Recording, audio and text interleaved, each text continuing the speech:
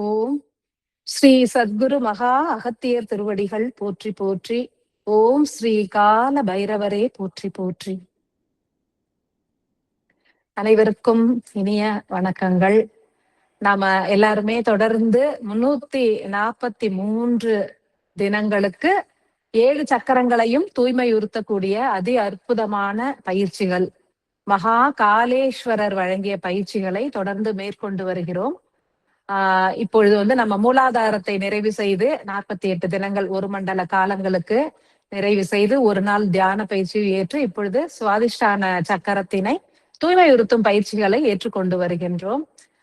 இன்றைக்கு காலையில விடியல்ல ஸ்ரீ கால பைரவருடைய அருளுரை என்ன விஷயம், சுவாதிஷ்டானத்தை பத்தி நம்ம இன்னும் மேலும் தெரிந்து கொள்ள முடியும் அப்படின்னு கேட்கும் பொழுது ரொம்ப அற்புதமான ஒரு உணர்வு நிலையில கலந்து அதி அற்புதமான சில விஷயங்கள், எப்படி அகத்தில் புறத்தில் நடந்தால் எப்படி அகத்தில் நடக்கும், அகத்துல இருந்தா இப்படி புறத்தில் நடக்கும் அப்படின்னு அந்த காலத்தை பத்தியும் நிறைய விஷயங்களை ரொம்ப நுணுக்கமா ரொம்ப அற்புதமான ஒரு அருளுரையை கொடுத்திருந்தாரு. அதை ஃபுல்லா கேட்கும் பொழுது உங்களுக்கு அந்த உணர்வு நிலை அப்படியே டிரான்ஸ்பர் ஆகும்னு நினைக்கிறேன். கால பைரவருடைய அதி அற்புதமான அருளுரையிலிருந்து அவர் கொடுத்த சில முக்கியமான விஷயங்களை பார்க்க போறோம்.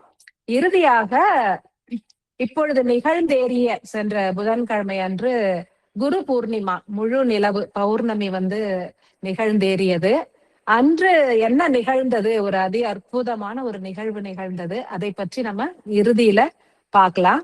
முதல்ல கால பைரவர் வழங்கிய அந்த அருளுரையில் இருக்கக்கூடிய சில முக்கியமான விஷயங்களை ரொம்ப தெளிவா கொடுத்திருந்தாரு. ரொம்ப காலையில இருந்து அப்படியே ஒரு மாதிரியான, என்ன சொல்றது, அந்த காலத்துக்குள்ள நிகழ்காலத்துக்குள்ள இருக்கோமா வேற எந்த காலத்துல இருக்கோம் அப்படின்னு தெரியாத மாதிரி ஒரு வித்தியாசமான அனுபவம் அப்படின்னு தான் சொல்ல முடியும். அது இன்னைக்கு காலையில இருந்து அந்த உணர்வு இருந்துகிட்டே இருந்தது. கால பைரவர் ஐயாவுக்கு நம்ம நன்றி சொல்லணும். ஏன்னா தெய்வங்களே இறங்கி விதவிதமா, போன தடவை பாத்தீங்கன்னா 5 பயிற்சிகள் கொடுத்திருந்தாங்க இல்லைங்களா, கரங்களை தேய்ங்க, இப்படி சிம்பிளா எவ்வளவு எப்படியாவது இந்த பயிற்சிகளை எல்லாம் நாம மேற்கொள்ளணும், அதிக அளவுல மேற்கொள்ளணும் அப்படிங்கிறது தான் அவங்களுடைய எண்ணம்.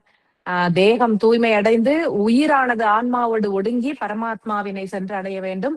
இந்த பிறவியிலேயே எல்லோருக்கும் பூரண முக்தி கிடைக்க வேண்டும். வாழ்கின்ற காலத்திலேயே அது நிகழ்ந்து விட்டால் நமக்கு அந்த பூரண ஞானமும் கிடைக்க துவங்கிவிடும். எப்படி பரமாத்மாங்கிறது யாரு, ஆன்மானா என்ன, உயிர்னா என்ன, எப்படி மனிதர்கள் இயங்குறாங்க, உலகம் எப்படி இயங்குது, பிரபஞ்சம் எப்படி இயங்குது, அதை முழுமையாக நம்மளால புரிஞ்சு கொள்ளவே முடியாது. நமது அறிவு சிற்றறிவு தான். என்னதான் பேரறிவையே இறைவன் கொடுத்தாலும் ஓரளவுக்கு தான் நம்மளால அதை புரிஞ்சுக்க முடியும். அப்பேற்பட்ட ஒரு மாபெரும் இயக்கம் இந்த பிரபஞ்சத்தில் நிகழ்ந்து கொண்டே இருக்கின்றது. கால பைரவரும் அதற்கு ஒரு அதிபதியாக இருந்து, ஒரு சாட்சியாக இருந்து, ஒரு இயங்கு சக்தியாக இருந்து பல செயல்களை செய்து கொண்டிருக்கின்றார். அப்பேற்பட்ட சிவனின் அவதாரமாகிய கால பைரவரினுடைய அந்த ஆத்ம அணுவிலிருந்து வெளிப்படுகின்ற ஒளியின் மூலம் இந்த செய்திகள் எல்லாம் நமக்கு ஓசையாக, எண்ணங்களாக கரங்களில அது எழுத்துக்களாக மீண்டும் அது ஓசையாகி இந்த காற்றுல கலந்து மீண்டும் ஐயாகிட்டயே போய் சேரும் அப்படிங்கறது நினைக்கும் பொழுது ரொம்ப ரொம்ப சந்தோஷமா இருந்தது. கால பைரவர் அருளிய அந்த உன்னதமான அருளுரையில இருக்கக்கூடிய சில கடைசியில அப்படியே எனக்கு கண்ணெல்லாம் தண்ணி வந்துடுச்சு. ஓ, இவ்வளவு கூட நம்மளுக்கு தெரியாம மக்கள் கஷ்டப்படுறாங்களே, எப்படியெல்லாம் துன்ப நிலைகளை ஏற்கிறாங்க, கசப்பான உணர்வுகளை ஏற்கிறாங்க, இதெல்லாம் எவ்வளவு சிம்பிளா இவ்வளவு சொல்லி கொடுக்குறாங்க, இதெல்லாம் நமக்கு தெரியாமலே போயிடுச்சு. முன்னாடியே இவ்வளவு பேர் கஷ்டப்பட்டிருக்காங்க. இன்னும் கூட இந்த அறிவுரைகளை எல்லாம், இந்த அருள் உரைகளை எல்லாம் எத்தனை பேர் செவிகளுக்கு இன்னும் எட்டவில்லையே, எவ்வளவு எளிதாக அவங்களது வாழ்க்கையே மாற்றி அமைத்து கொண்டு ஒரு ஆனந்தமான வாழ்க்கையை அவங்க ஏற்கலாமே, இதெல்லாம் இன்னும் நிறைய பேரை சென்று அடையணும் ஐயா அப்படின்னு தான் நான் காலையில ஐயா கிட்ட பிரார்த்தனை பண்ணிக்கிட்டேன். எல்லாருடைய காதலையும் இந்த சின்ன சின்ன சின்ன விஷயங்கள் போய் சேர்ந்து அதை அவங்க ஃபாலோ பண்ணாலே அவங்க வாழ்க்கையே ரொம்ப அற்புதமாக அமைந்து விடும். ஏன்னா நிறைய பேர் வெவ்வேறு விதமான கஷ்டங்கள், வெவ்வேறு விதமான, அதெல்லாம் துன்பங்களே கிடையாது, அனைத்தும் மாயைன்னு சொல்றாங்க. மனித வாழ்க்கையே ஒரு மாயை தான். நம்ம இறைவனை சென்று அடைவதற்காக தான் இங்க பிறவியே நம்ம எடுத்திருக்கோம் அப்படின்னு குறிப்பிட்டிருக்காங்க. ஆனா வாழ்க்கையை வாழும் பொழுது அதுல உருவாகக்கூடிய அந்த இன்ப துன்ப நிலைகளை நம்ம ஏற்க நேரிடுகிறது, அது நமது கர்மா. ஆனா அந்த கர்மா நிகழ்ந்தாலும் அதை நம்ம பாதிக்காமல் இருப்பது எப்படி? அப்பதான் நம்ம அந்த ஒரு விஷயத்தை தான் நம்ம இறைவன்கிட்ட இருந்து கத்துக்கிட்டு இறைவனோட நம்ம ஐக்கியம் அடைவதற்கான முயற்சிகளை மேற்கொள்ள வேண்டும். கால பைரவர் ஐயா என்ன குறிப்பிட்டிருந்தார் அப்படின்னாக்கா, என்னுடைய ஆன்மா எனும் ஈச ஆற்றலிலிருந்து, அந்த அணுவிலிருந்து ஒளிக்கற்றைகள் மானுட ஆன்மாவோடு கலப்புற்று தேகத்திலும் பரவக்கூடிய காலம் இது. காலம், அவரே காலத்தின் அதிபதி தான். ஒவ்வொரு காலமும் நம்ம சொல்லுவோம், பருவ காலம், இது வந்து கோடை காலம், மழைக்காலம், குளிர்காலம் சொல்லுவோம். ஆனா அவங்க என்ன சொல்றாங்க, பிரபஞ்சத்தில் இருக்கக்கூடிய கால பைரவர், எல்லா தெய்வங்களுமே வராங்க. காலபைரவர் சொல்றாரு, என்னுடைய ஆன்ம அணுவிலிருந்து வெளிப்படுகின்ற அதீதமான ஒளிக்கற்றைகள் மானுட ஆன்மாக்களை முழுமையாக ஆட்கொள்ளக்கூடிய அதி அற்புதமான காலம் தான் இப்பொழுது நிகழ்ந்து கொண்டிருக்கிறது அப்படின்னு அதுல வந்து குறிப்பிட்டிருக்காரு. நமக்கு எல்லாருக்குமே தெரியும், அகத்தியர் ஐயாவோடு தொடர்ந்து இணைந்து இயங்குபவர் காலபைரவர். நாம எல்லாரும் லிங்க பூஜைகளை செய்த பொழுது கூட ஸ்ரீ காலபைரவர் தான் அற்புதமான 48 சிவத்துளிகளை இறக்கி கொடுத்தாரு. தொடர்ந்து அகத்தியர் ஐயாவோடு தேகத்தில் இறங்கி சக்கரங்களை தூய்மையுறுத்தும் பணியினையும் ஐயா மேற்கொண்டு வருகிறார். அவருடைய ஆற்றல், அந்த ஒளி சக்தி, அவர் இறங்குறார் அப்படின்னா என்னன்னா, அவரிடமிருந்து அவருடைய ஆன்ம ஒளி அணுவிலிருந்து வெளிப்படுகின்ற அற்புதமான ஒளி ஓசை அப்படின்னு சொல்லக்கூடிய மின்காந்த அலைகள், அந்த பிரபஞ்ச பேராற்றல்களின் மூலம் நம்மை வந்து உள்நோக்கி அவர் பயணித்து நம்ம தேகத்தில் உள்ள சக்கரங்களை தூய்மையுறுத்தவும் உதவி வருகின்றார். ஏன்னா அகத்தியரையா தேகத்துக்குள்ள பாதாள லோகம் நோக்கி பயணிக்கிறேன்னு அவர் சொல்லும் பொழுதே தேகத்துக்குள்ள பயணித்து கொண்டிருக்கிறார் அப்படிங்கிறத புரிஞ்சுக்கிட்டோம். அதே மாதிரி அவரோட இணைந்து தொடர்ந்து ஆன்மாவிலிருந்து உயிருக்கு வந்து, உயிரிலிருந்து தேகத்திற்கு வந்து சக்கரங்களை தூய்மையுறுத்துவதற்கு ஸ்ரீகால பைரவர் வந்து அதி அற்புதமாக நமக்கு உதவிகளை புரிந்து கொண்டு வருகின்றார். அவர் என்ன சொல்றாரு, அகத்தியரின் கடும் முயற்சி, அந்த கடும் முயற்சி என்ன முயற்சி, யுகமாற்ற பணி, மக்களை எப்படியாவது காப்பாற்றி விட வேண்டும், அதாவது சின்ன சின்ன துன்பங்கள்ல இருந்து காப்பாத்துறதுலாம் அவங்களுடைய வேலையாவே இல்லை. இப்போ அவங்க என்ன சொல்றாங்க, மொத்தமா எல்லாருடைய ஆன்மாவையும் விடுவிச்சு விண்ணேற்றணும், எப்படியாவது ஆன்மாக்களை, அவங்க தேகத்தை பத்தி பேசல, ஆன்மாக்களை அழிவிலிருந்து காக்க வேண்டும்ங்கிறது தான் அகத்தியரையா அவர் மேற்கொள்கின்ற அந்த கடும் முயற்சியை கண்டுதான் நானே அவருக்கு பூரணமாக உதவி செய்ய முற்படுகிறேன் அப்படின்னு முன்னாடியே குறிப்பிட்டிருந்தாரு. கால பைரவரும் அகத்தியர் ஐயாவோடு இணைந்து நமது தேகத்துக்குள்ள பயணப்பட்டதன் மூலமாக தான் அவருடைய இயக்கம், காலத்தின் இயக்கத்தை கையில் ஏந்தி கொண்டு ஸ்ரீ மகா காளீஸ்வரர் ஐயா வெளிப்பட்டாரு. சிவனினுடைய அந்த அற்புதமான உயர்ந்த ஆற்றலான மகா காளேஸ்வரரே இறங்கி வந்து மனிதர்களை வழிநடத்த துவங்கி இருக்கிறார். அவர்தான் இந்த அனைத்து சக்கரா தியானங்களையும் அருளியவரே ஸ்ரீ மகா காளேஸ்வரர். காலத்தின் அதிபதி நம்ம கால பைரவர்ன்றோம், அவருக்கும் அதிபதி மகா காளேஸ்வரர். அவர் வழங்கி கொண்டிருக்கின்ற அந்த பயிற்சிகளை நாம ஏற்றுக்கொண்டு இருக்கிறோம் அப்படிங்கிறது வந்து உண்மையிலே பல பிறவிகளாக புண்ணியம் செய்து இதற்காகவே காத்திருந்து கொடுத்து வைத்தவர்களுக்கு தான் இது கண்டிப்பாக அமையும். ஏன்னா ஒரு தெய்வம் வந்து இதை செய்ய, இந்த பயிற்சியை செய், நான் உன்னோடய கலந்திருக்கேன், நீ செய்ய செய்ய நான் உனக்கு உதவி செய்யறேன் அப்படின்னு சொல்றதோடு மட்டும் இல்ல, நிகழ்த்தி காட்டிக்கொண்டே இருப்பது என்பது இங்கே அகத்தியரையாவின் தலைமையில் நடக்கின்ற அன்பாலயத்துல மட்டும்தான் நடக்கும் அப்படின்னு நான் நினைக்கிறேன். அந்த ஆதி சக்தியினுடைய ஒடுக்கம் என்பது வந்து இப்பொழுது நிகழ்ந்து கொண்டு இருக்கிறது.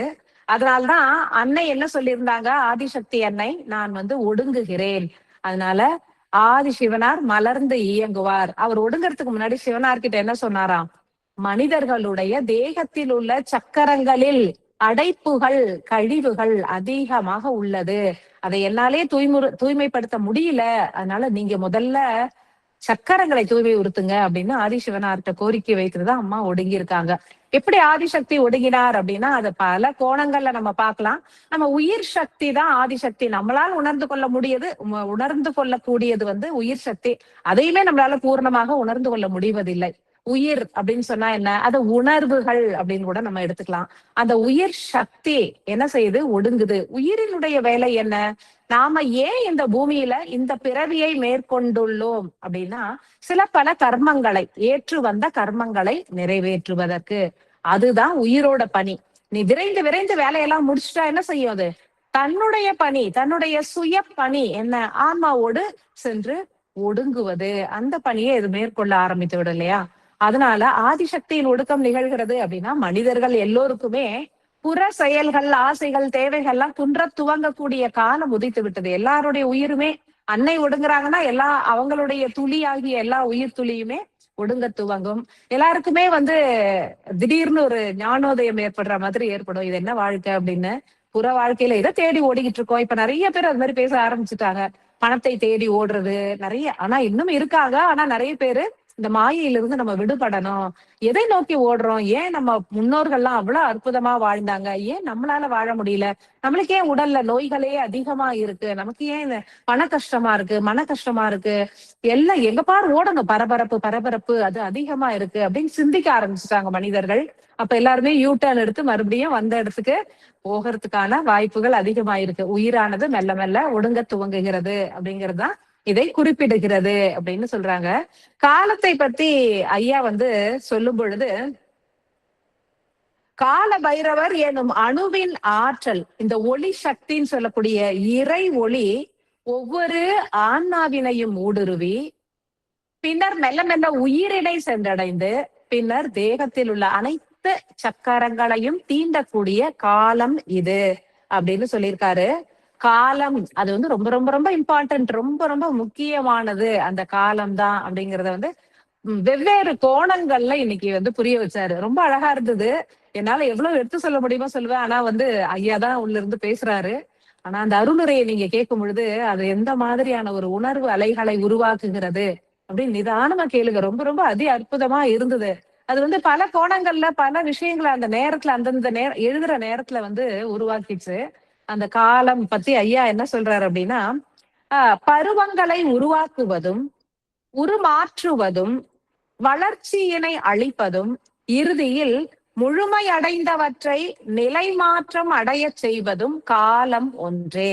அதாவது ஒவ்வொரு பருவம், நம்ம பருவ காலம்னு எடுத்துக்கலாம், இல்ல நம்ம வாழ்க்கையை எடுத்தாலும் நம்ம ஒரு குழந்தை பருவம், அப்புறம் ஒரு வளர்ந்த பருவம், முதிர்ந்த பருவம் அப்படின்னு கூட சொல்லலாம். சோ அவர் என்ன சொல்றாரு அப்படின்னா, பருவங்களை உருவாக்குறதும் ஒரு காலம்தான், அதை உருமாற்றிக் கொண்டே அது அடுத்தடுத்த லெவலுக்கு கொண்டு போகிறதும் காலம்தான், வளர்ச்சியை அதற்கு அளிப்பதும் அந்த காலம்தான், இறுதியில் முழுமை அடைந்தவற்றை நிலை மாற்றம் அதாவது அழித்து மேல் நோக்கிய நிலைகளுக்கு உயர்த்துவதும் இந்த காலம்தான்.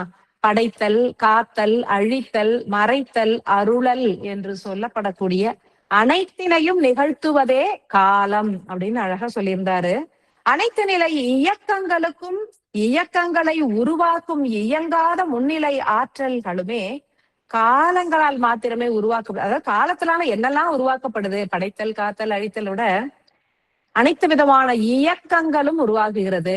அனைத்து விதமான இயக்கங்களை உருவாக்கக்கூடிய அந்த அற்புத ஆற்றல், இயங்காத முன்னின்ற ஆற்றல் சொல்லக்கூடிய அந்த ஆன்மாற்றல், பரமாத்மா ஆற்றல் அப்படின்னு சொல்லக்கூடிய அற்புதமான ஆற்றல்களுமே இந்த காலங்களினால் மாத்திரம்தான் அது உருவாக்கப்படுகிறது. அழகா சொல்லியிருப்பாரு. அதை நீங்க மாற்று, அதாவது இந்த பக்கத்துல இருந்து அந்த பக்கத்துல இருந்து நம்ம இதை பார்க்கலாம். காலம்தான் எல்லாத்தையும் உருவாக்குது அப்படின்னு பாக்குற மாதிரியே எல்லாமே நடந்து கொண்டு இருக்கிறது இல்லையா, இதை நம்ம காலம்னு தெரிஞ்சுக்கலாம் அப்படின்ற மாதிரி சொல்லியிருப்பாரு.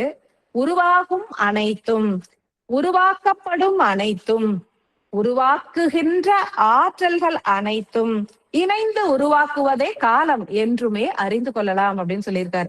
அதாவது எல்லா நிகழ்வுகளும் காலத்துக்கு ஏத்த மாதிரிதான் நடக்குது அப்படின்னு நம்ம நினைக்கிறோம். அதுவும் ஒரு விதத்துல நியாயம். ஆனா ஐயா என்ன சொல்றாரு, ஒன்று இப்ப நடக்குது, இப்ப ரொம்ப வெயில் அடிக்குது அப்படின்னா உடனே இது கோடை காலம் அப்படின்னு நம்ம சொல்லுவோம் இல்லைங்களா.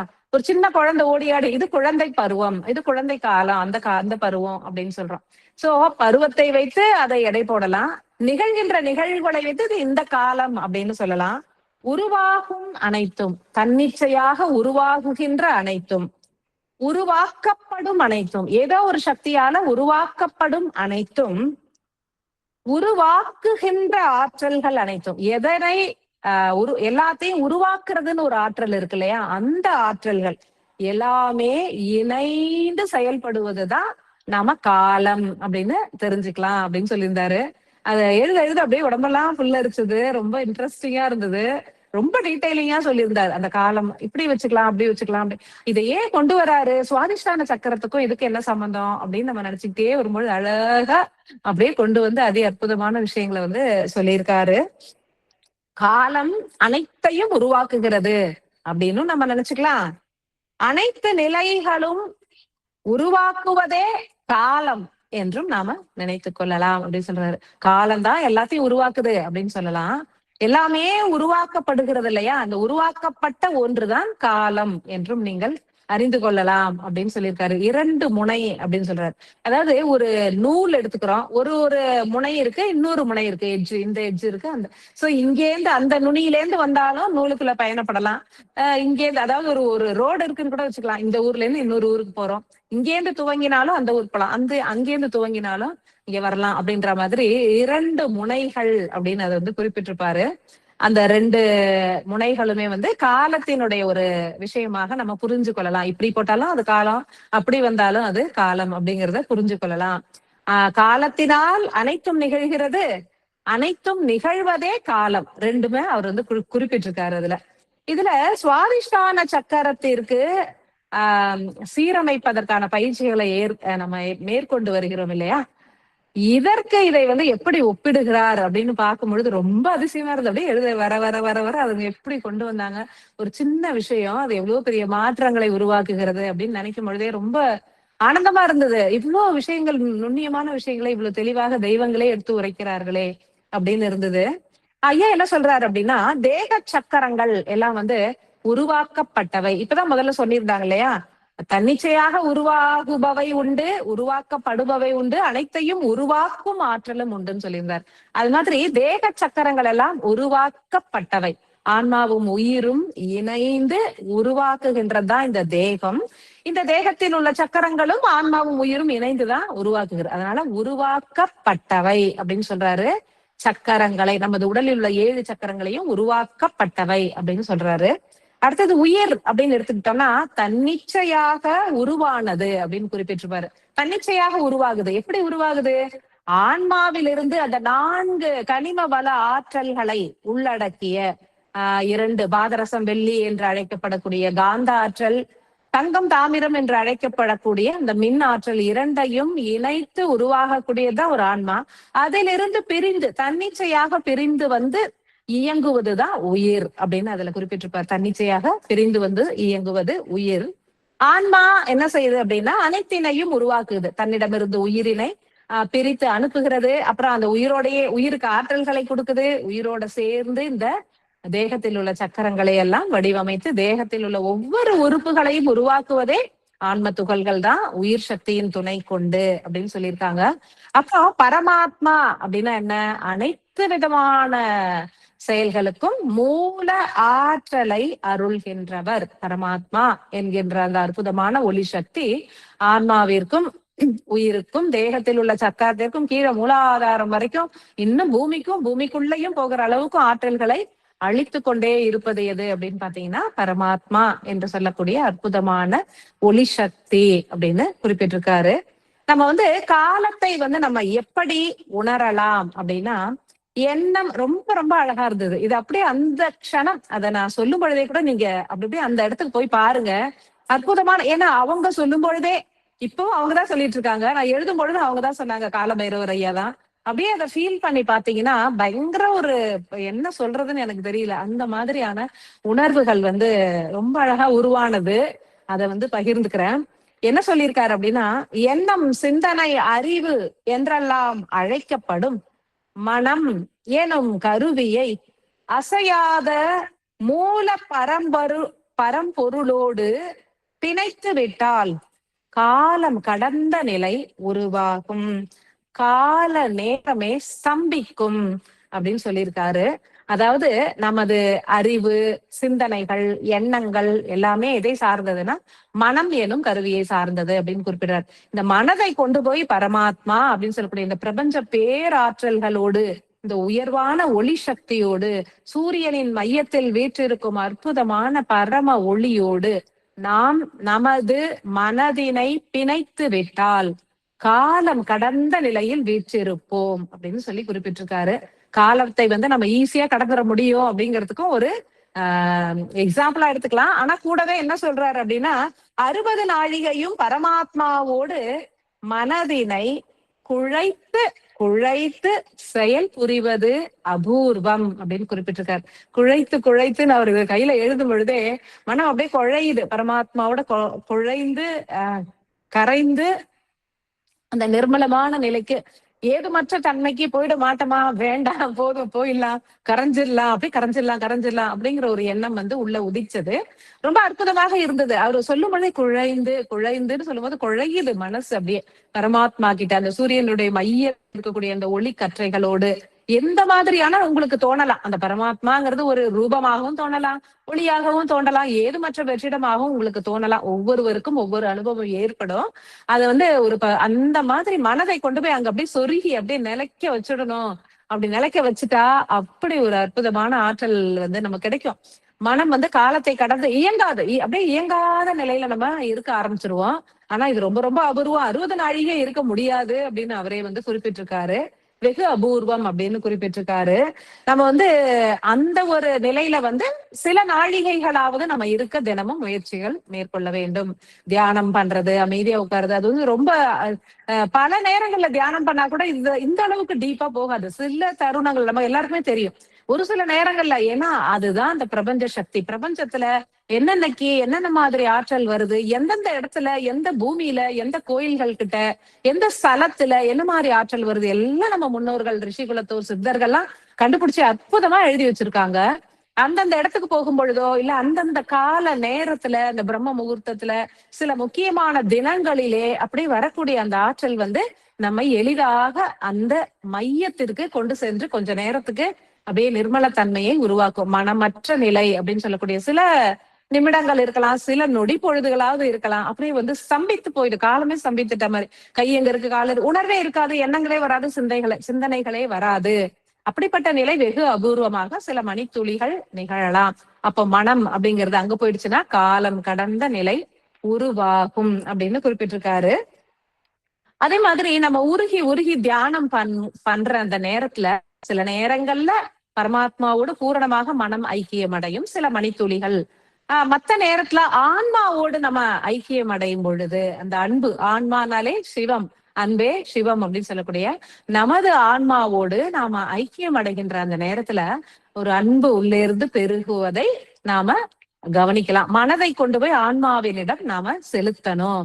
அப்போ அந்த அன்பு பெருகுவதை நீங்க பார்க்கலாம். இறை சிந்தனை மேலோங்குவதனை பார்க்கலாம். அதே மாதிரி விழிகளில் தன்னிச்சையாக நீர் பெருகுவதனையும் பார்க்கலாம். விழிகள்ல நீர் பெருகுது, இறை சிந்தனையிலே நம்ம இருக்கோம் அப்படின்னு சொன்னோம்னா, அன்பு பெருகுது அப்படின்னா நம்ம ஆன்மாவினை டச் பண்ணிருக்கோம். நம்ம மனது ஆன்மாவினை தீண்டி உள்ளது. அந்த நேரத்துல அந்த மாதிரியான ஒளி சக்தி உருவாகும் அப்படின்னு குறிப்பிட்டிருக்காரு. புறத்தில் தீவிரமாக இயங்கும் பொழுது உயிரும் மனமும் உறவாடும் அப்படின்னு சொல்றாங்க. ரொம்ப முக்கியமான ஆபீஸ் வேலையா இருக்கலாம், அல்லது வேற ஏதாவது வேலைகள் இருக்கலாம், துரிதமான வேலைகள் இருக்கலாம், ஓடலாம், வரலாம், அங்க போலாம், இங்க வரலாம், அந்த வேலை, அது மாதிரி நம்ம உயிரை சார்ந்த, நமது கர்மத்தை சார்ந்த, இல்லத்தை சார்ந்த புற பணிகளை நாம ஏற்கும் பொழுது என்ன நடக்குதுன்னா, நமது மனம் உயிரோடு உறவாடி கொண்டிருக்கிறது அப்படின்னு. நமது சுவாச காற்று, பிராணசக்தி, அற்புதமான அந்த பிராணவாயு மூலக்கூறுகள் அனைத்துமே உயிருக்கு ஆற்றல்களை கொடுத்து கொண்டே இருக்கிறது. உயிர் துரிதமாக இயங்குகிறது. இந்த பிராண சக்தியை உயர்த்தி மனம் எனும் அந்த அற்புத காற்றினை உயர்த்தி ஆன்மாவோடு கலப்புற செய்யும் தருணத்துல நமக்கு அன்பு பெருகும், விழிகளில் நீர் பெருகும், இறைவனோடு ஐக்கியம் அடையக்கூடிய அந்த அற்புத உணர்வு தோன்றும்.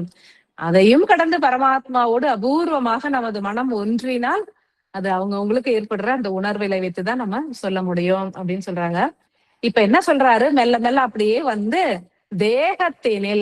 தேகத்தினில் உங்கள் மனதினை தீர்க்கமாக செலுத்தினால் என்ன நடக்கும்? சக்கரங்கள் எல்லாம் தீர்க்கமாக இயங்க துவங்கும். நம்ம என்னைக்குமே நம்ம தேகத்துக்குள்ள ஆழ்ந்த நமது மனதை கொண்டு போய் நிறுத்துறது இல்ல. எங்கேயுமே நம்ம கவனத்தை, பசிக்கும் பொழுதுதான் நமக்கு அந்த பசிக்குது அப்படின்ற ஒரு உணர்வு தோணும், போய் சாப்பிடுறோமே தவிர மத்த நேரங்கள்ல என்ன உணர்வு நடந்துட்டு இருக்கு, என்ன வேலை இந்த தேகத்துல நடக்குது, இந்த உயிர் போய் என்னென்ன வேலை உள்ள பண்ணிக்கிட்டு இருக்கு, ஒவ்வொரு உறுப்புகளும் என்ன பண்ணுது அப்படிங்கிற சிந்தனை நமக்கு இல்ல.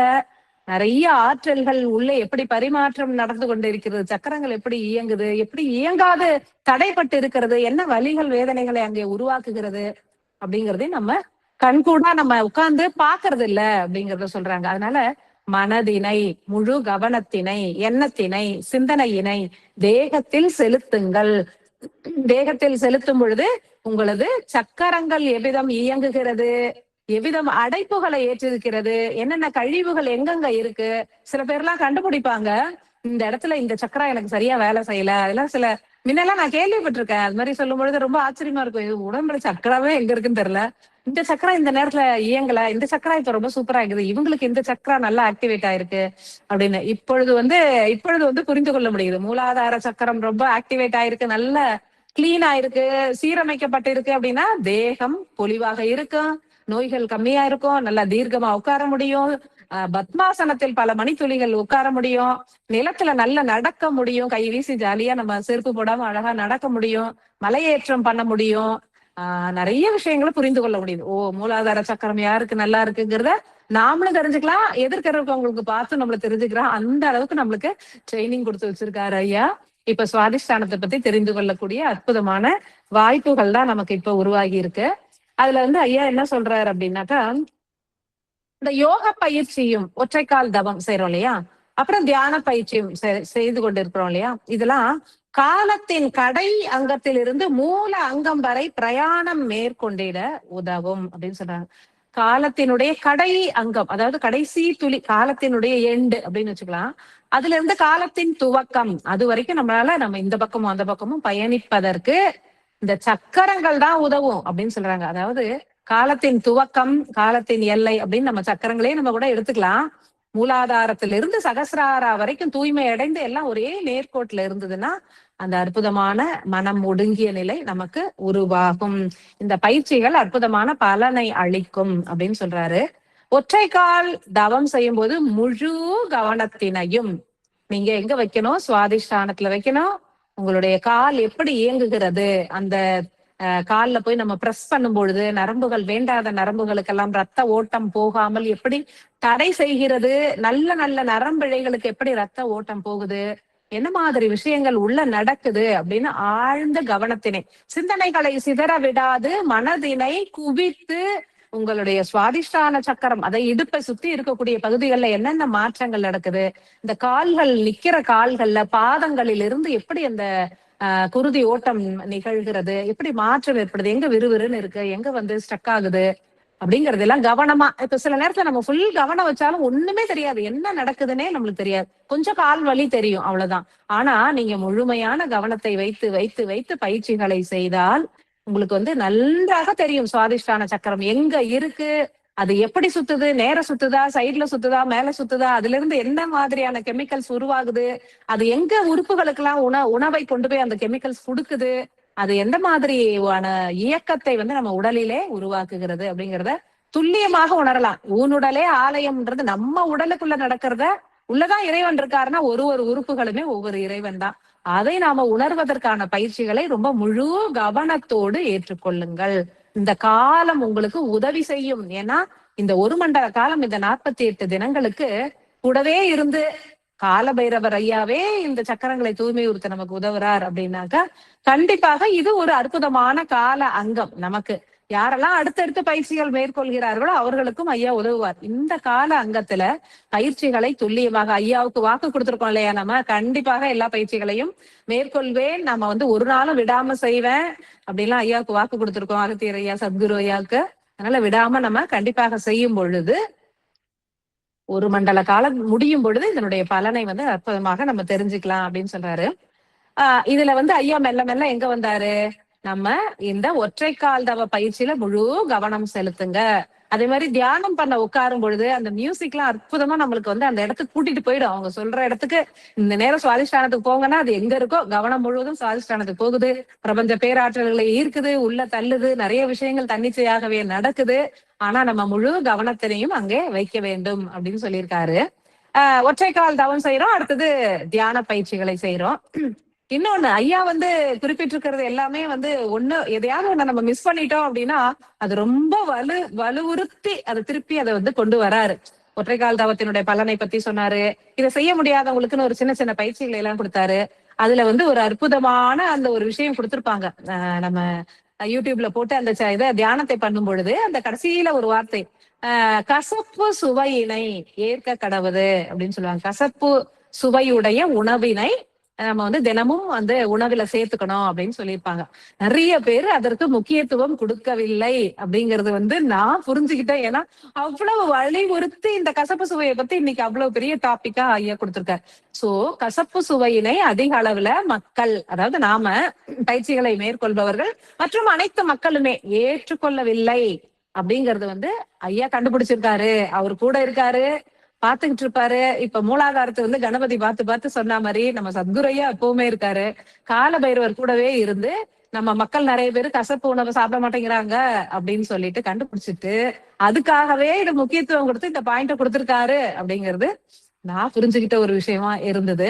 கசப்பு சுவை அப்படிங்கிறது, அதாவது சுவைகள் எல்லாமே என்னன்னா ஒரு உணர்வினை கொடுக்கும் இல்லையா? வாயில வச்சோன்னு ஒரு ஸ்வீட் வாயில வைக்கிறோம் அப்படின்னு ஒரு உணர்வு, அது ஒரு இனிப்பு சுவை நம்ம சொன்னாலும் அது ஒரு விதமான உணர்வினை உருவாக்குது. ஒரு கசப்பு சுவைனை, ஒரு வேப்பலையை பிச்சு அப்படி சாப்பிட்டு பாருங்களேன், அப்படியே ஒரு முகமே அப்படியே கோணலா போயிடும். அது வந்து ஒரு சுவைதான். அது எந்த விதமான உணர்வுகளை உருவாக்குகிறது அப்படிங்கிறது வந்து ரொம்ப முக்கியம். ஏன்னா உணர்வுகள் இஸ் ஈக்குவல் டு உயிர். உயிரின் தன்மையே உணர்வுகளை வெளிப்படுத்துவதுதான். அறிவுதான் மாற்றம் அடைந்து கொண்டே இருக்கும் சூழலுக்கு ஏற்ப. உணர்வு வந்து எப்பொழுதுமே உயிரினுடைய சக்தி, அது ஒரே மாதிரி இருக்கும். ஒரு கெமிக்கல், ஏதோ ஒரு அமிலம், அந்த அமிலம் தான் வந்து சுரக்குது. இந்த கசப்பு சுவை, பாவக்காய சாப்பிட்டாலோ வேப்பிலைய சாப்பிட்டாலோ அந்த மாதிரி நம்ம வைக்கும் பொழுது ஒரு ஒரு அமிலம் அதுல இருந்து வருது இல்லையா? அந்த சுவை வருது இல்லையா? அத வந்து அந்த கசப்பு சுவை, அந்த சுவை வந்து ஒரு விதமான உணர்வுகளை உருவாக்கும். நிறைய உணர்வுகளுக்கும் இனிப்பு சுவையை சாப்பிடும்போது எல்லாம் ரொம்ப ஹாப்பியா இருப்பாங்க, ரொம்ப சந்தோஷமா இருப்பாங்க. ஏன்னா அது ஒரு உணர்வை உருவாக்குது. கசப்பு சுவையை சாப்பிடும் பொழுது நிறைய பேர் சாப்பிடறதே இல்ல, இலையில போட்டாலும் ஓரமா ஒதுக்கி வச்சிருவாங்க. சில பேர் விரும்பி சாப்பிடுறவங்க உண்டு, பல பேர் சாப்பிடறதே கிடையாது. பாவக்காவே வீட்டுல வாங்காதவங்க எல்லாம் நிறைய பேர் இருக்காங்க. அது மாதிரி இந்த கசப்பு சுவையினுடைய முக்கியத்தை எவ்வளவு அழகா எடுத்து சொல்லியிருக்காரு பாருங்களேன். கசப்பு சுவையை உருவாக்கும் உணர்வுகளே ஒரு விதமான முதன்மை அமில ஆற்றலை உருவாக்கும். கசப்பு சுவையை ஏற்காவிடில் சுவாதிஷ்டானமே புறத்தினில் கசப்பான அனுபவங்களை ஏற்கும். இது வந்து ரொம்ப ரொம்ப முக்கியமான விஷயம். இதுல என்ன சொல்லியிருக்காரு, இதுல என்ன புரிஞ்சுக்கணும் அப்படின்னாக்கா, கசப்பு சுவையை நம்ம சாப்பிடுறோம் இல்லையா? அந்த சுவையிலிருந்து வெளிப்படக்கூடிய உணர்வு, உயிராற்றல், அமில சக்தி, அந்த ஆற்றல் என்ன செய்யுதுன்னா சுவாதிஷ்டானத்துல இருக்கக்கூடிய கழிவுகளை நீக்கி அந்த சுரபியை தீர்க்கமாக இயங்க தூண்டுகிறது.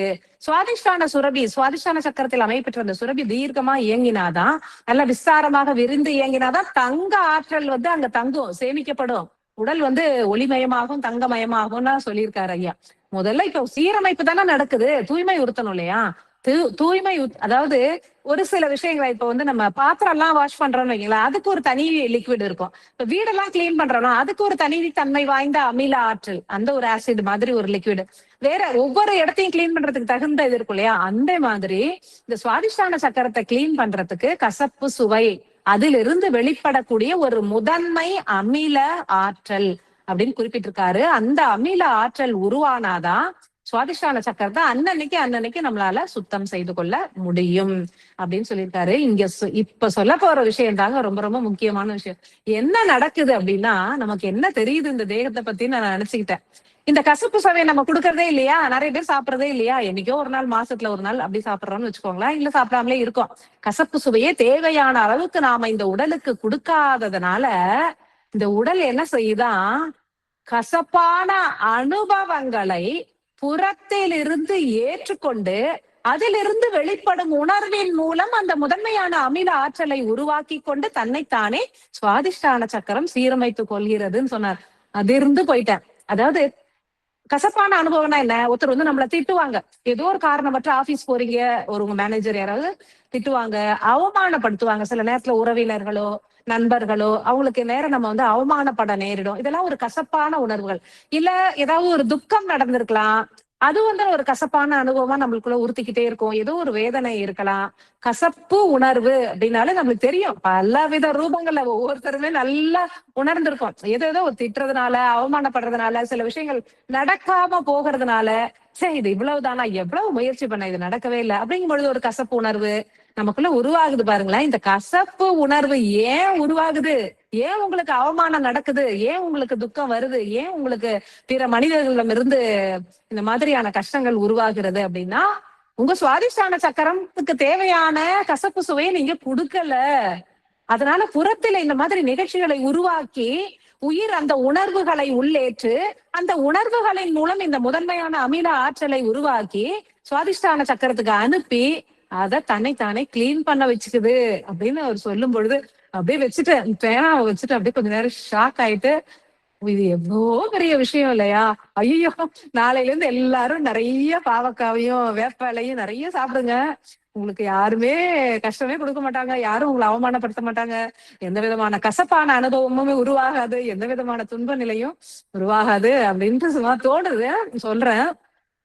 கர்மாவின் மூலம் சில பல விஷயங்கள் நடந்தாலும் பொதுவாக கசப்பு சுவை நீங்க ஏற்கலன்னா என்னடா நான் பாத்துக்கிறேன் அப்படின்னு சொல்லி நம்ம சுவாதிஷ்டான சக்கரம் என்ன செய்யுது, புறத்துல இருந்து நல்ல 4 பேரை வச்சு அடிச்சு அதன் மூலம் நமக்கு அந்த கசப்பான உணர்வுகளை உருவாக்கி, இது இவ்வளவு பெரிய விஷயம் பாருங்களேன். நிறைய பேர் நினைப்பாங்க எனக்கு மட்டும் ஏன் இப்படி நடக்குது, என்ன மட்டும் எங்க போனாலும் எல்லாரும் அவமானப்படுத்துறாங்க, எங்க போனாலும் என்னுடைய வேலைகள் சக்சஸ் ஆக மாட்டேங்குது, எனக்கு வாழ்க்கையே கசப்பா இருக்கு, ஒரே கசப்பு அனுபவமா இருக்கு, இப்படி சொல்றாங்க. இதை ரிவர்ஸ் ப்ராசஸ் ஐயா முன்னாடியில சொல்லிட்டு இருக்காரு. இங்க இருந்து இப்படி பார்த்தா காலம்னா இதெல்லாம் உருவாக்கும், இங்க இருந்து இது பார்த்தா உருவாகுகின்ற ஒவ்வொன்றுமே காலத்தினை உருவாக்குது. சோ காலம் 2 மார்க்கத்துல சொன்னார் இல்லையா, அந்த மாதிரி நீங்க கசப்பு சுவையை சாப்பிட்டுட்டா சுவாதிஷ்டானம் சீரமையும். நீங்க கசப்பு சுவையை சாப்பிடாருன்னா புறத்தில் ஒன்றை நிகழ்த்தி, ஐயா ரொம்ப அழகா முன்னாடி அகத்தியர் ஐயா சொல்லுவாரு, அகத்தில் ஒன்று நிகழ்ந்தால் அதற்கு ஈக்குவலண்டான செயல்கள் புறத்தில் நிகழும், புறத்தில் ஒன்று நிகழ்ந்தால் அதற்கு ஈக்குவலண்டான ஒரு விஷயம் அகத்தில் நிகழும் அப்படின்னு சொல்லியிருப்பாரு. அகத்துல நமக்கு ஒரு தேவை இருக்கு, நமக்கு ஒரு பிரார்த்தனை இருக்கு, ஏதோ ஒண்ணு நிறைவேற வேண்டி நம்ம ரொம்ப கஷ்டப்பட்டுட்டு இருக்கோம் வாழ்க்கையில அப்படின்னு வைங்களேன். நம்ம தீர்க்கமாக பிரார்த்தனை செய்து இறைவனுக்கு பூஜைகள் செய்து விளக்கேத்தி அபிஷேகம் பண்ணி மந்திரங்களை உச்சாடனம் புரிந்து தியானம் புரிந்து உருகி உருகி வேண்டும் பொழுது நமக்கு அந்த பிரார்த்தனைகள் நிறைவேறுது இல்லையா. ஏன்னா உள்ள இருக்கிற அந்த அணு பிரியறதுக்கு நம்ம ஒரு அழுத்தம் புறத்திலிருந்து கொடுக்கிறோம். அதே மாதிரிதான் புறத்திலிருந்து சாப்பிடக்கூடிய இந்த உணவுகளில் இருந்து வெளிப்படக்கூடிய அந்த அமில சக்தி உள்ள போய் சுவாதிஷ்டான சக்கரத்துல இருக்கக்கூடிய அந்த கழிவுகளை நீக்குது அப்படின்னு சொல்றாங்க. அப்படி நீங்க கசப்பு சுவையை சாப்பிடலன்னா வெளியில இருந்து உங்களுக்கு கசப்பான அனுபவங்கள் வந்து கொண்டே இருக்கும் அப்படின்னு சொல்றாரு. இப்ப இந்த நேரத்துல உங்களுக்கு கசப்பான அனுபவங்கள் நிறைய இருக்கு, நிறைய கஷ்டங்கள் உள்ள இருக்கு, துக்கங்கள் இருக்கு, வேதனைகள் இருக்கு, அவமானங்கள் இருக்கு, அந்த மாதிரியான உணர்வுகள் இருக்கு அப்படின்னா இப்பவே போய் நிறைய பாவக்காயும் நிறைய சொல்றேன், நிறைய கசப்பு சுவையோட எல்லா கீரைகள்ல கூட சில பெர்சன்டேஜ் கசப்பு சுவை இருக்கு, நிறைய பொருட்கள்ல இருக்கு கசப்பு சுவை. அந்த கசப்பு சுவையிலிருந்து ஒரு விதமான முதன்மை அமில ஆற்றல் உருவாகும். அந்த அமில ஆற்றல் மாத்திரமே சுவாதிஷ்டானத்தை தூய்மைப்படுத்தும். அதுதான் கடைசியில ஐயா கொண்டு வந்து நிறுத்தியிருக்காரு. ஒற்றை கால் தவம் பண்றதை பத்தியோ யோகத்தை பத்தியோ தியானத்தை பத்தியோ குறிப்பிடாம நான் சொல்லியிருக்கேன், அனைவரும் உணவில் கசப்பு சுவையை ஏற்றுக்கொள்ளுங்கள், ஒரு லைன்ல முடிச்சுட்டேன். ஆனா நீங்க யாரும் கேட்க மாட்டேங்கிறீங்க. அதனால அதனுடைய விளைவு என்ன அப்படிங்கறத நம்மளுக்கு சொன்னா நம்ம இப்பவாவது உணர்ந்து கொண்டு அதை கண்டிப்பாக நம்ம பின்பற்றுவோம் அப்படின்ட்டு ஐயா அதுல குறிப்பிட்டிருக்காரு. இந்த மனதினுடைய வேலை அதான் சொல்றாரு, கசப்பு அனுபவம் அதிகமானால் அதிக கசப்பு சுவையினை நீங்க ஏற்றுக்கிட்டீங்கன்னா அந்த கசப்பு அனுபவம் போயிடும், அதுல இருந்து அழிக்கப்படும். அதுலயும் சொல்லியிருப்பாங்க இல்லையா, நம்மளுடைய பஞ்ச தேகங்கள், நீல தேகம், நீர் தேகம், வாயு, அக்னி, ஆகாய தேகத்துல இருக்கக்கூடிய சுவாதிஷ்டான சக்கரத்துல என்ன இருக்கு, பழைய நினைவுகள், பாசி பிடித்த நினைவுகள், பழைய பொருட்களின் மீது உள்ள பற்றுகள், இதுதான் இந்த சுவாதிஷ்டான சக்கரத்தை அடைக்குது. சோ நம்ம இந்த கசப்பு சுவையை ஏற்கிறது எவ்வளவோ முக்கியம்.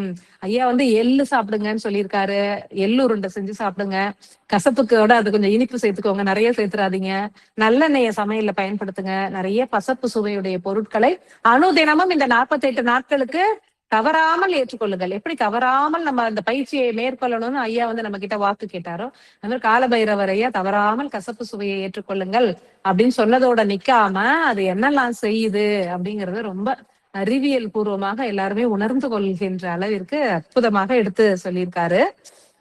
உடலில் சுவாதிஷ்டானம் தெளிவாக இயங்கினால் உங்களுக்கு புறத்தினில் கசப்பான அனுபவங்களே உருவாகாது. இது எப்படி நம்ம கம்பேர் பண்ணி பாத்துக்கலாம். கசப்பான அனுபவங்களை என்னை யாருமே அவமதிக்கிறதே இல்லை, என்னை எல்லாரும் பாராட்டுறாங்க, என்னை எல்லாரும் மதிக்கிறாங்க, என்னுடைய வாழ்க்கையே ரொம்ப சந்தோஷமா இருக்கு அப்படின்னா உங்களுடைய சுவாதிஷ்டான சக்கரம் ரொம்ப தீர்க்கமா இயங்குது, கழிவுகள் இல்லாம இயங்குது அப்படிங்கிறத நம்ம தெரிஞ்சுக்கலாம். இது மெல்ல மெல்ல இந்த 48 தின பயிற்சிகள் முடியும் பொழுது நம்ம கண்டிப்பாக இதை உணர்ந்து கொள்ள முடியும். ஒரு மண்டல காலம் ஒற்றைக்கால் தவ பயிற்சியை பண்ணுங்க, இந்த நரம்புகள்லாம், வேண்டாத நரம்புகள்லாம் கழிஞ்சு போறதை நம்ம பார்க்கலாம்.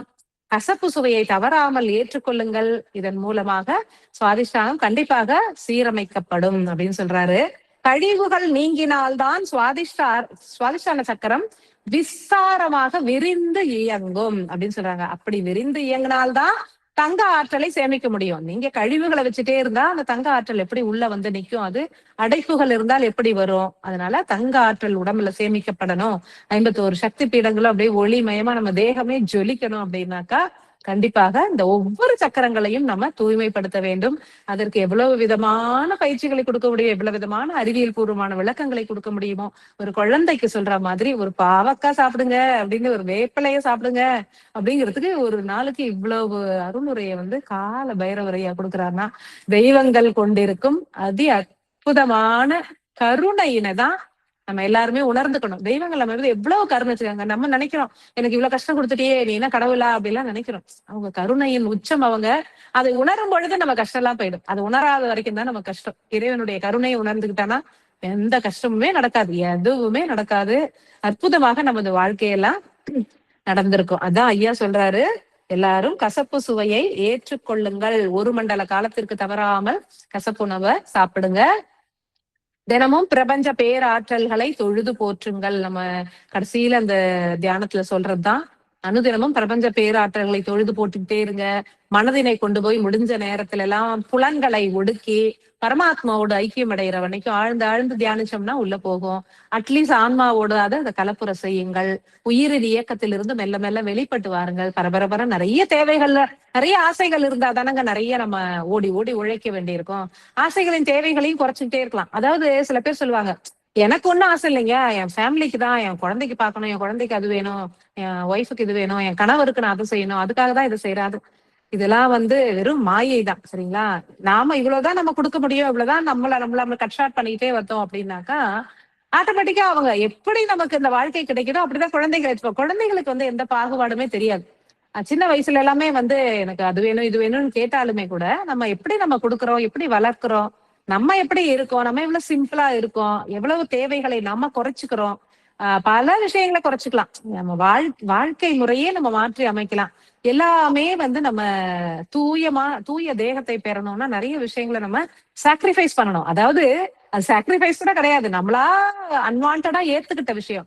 பெட்ல தான் படுக்கணும், குஷன் பெட்ல படுக்கணும், ஏசிய போட்டுக்கணும், அப்படி டைனிங் டேபிள்ல தான் சாப்பிடணும். எல்லாம் என்ன, இதெல்லாம் கழிவுகளை தான் உருவாக்குது சக்கரங்கள்ல.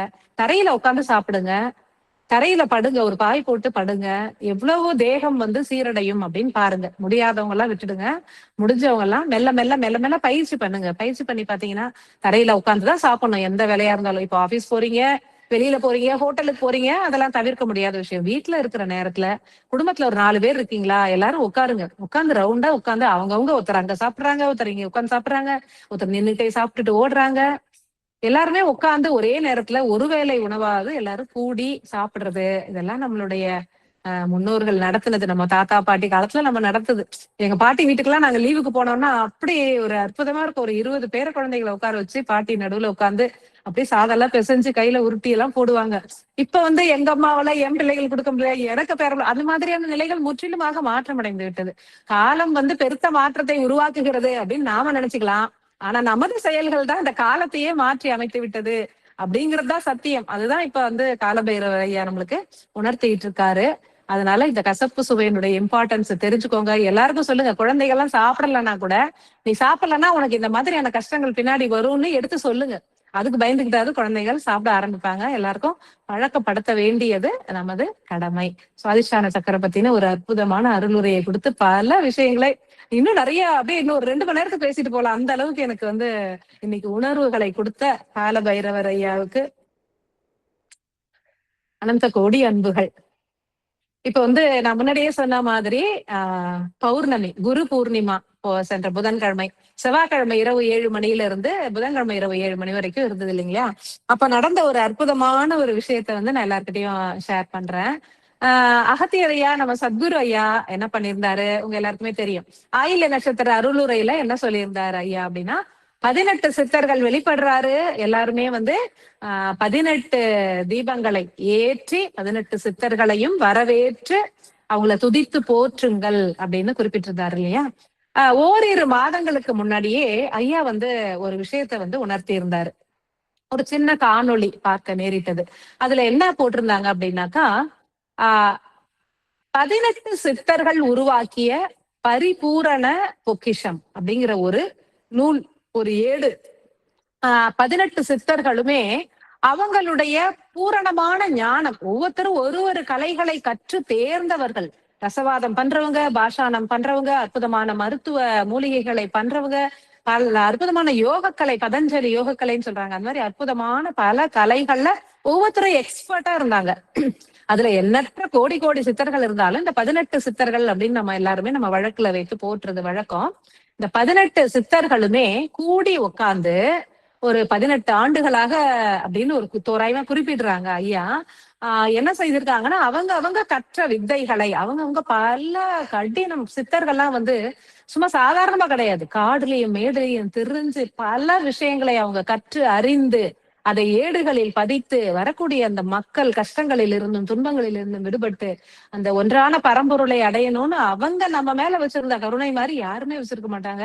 சித்தர்கள் இன்றளவும் ஜீவ சமாதிகளை ஏற்று வாழ்ந்து கொண்டு மனிதர்களுக்கு பல விஷயங்களை அருளி கொண்டே இருக்கிறார்கள். இந்த 18 சித்தர்களும் 18 விதமான அற்புதமான காவியங்களை, நூல் ஏடுகளை படைத்து வைத்திருந்தாங்க.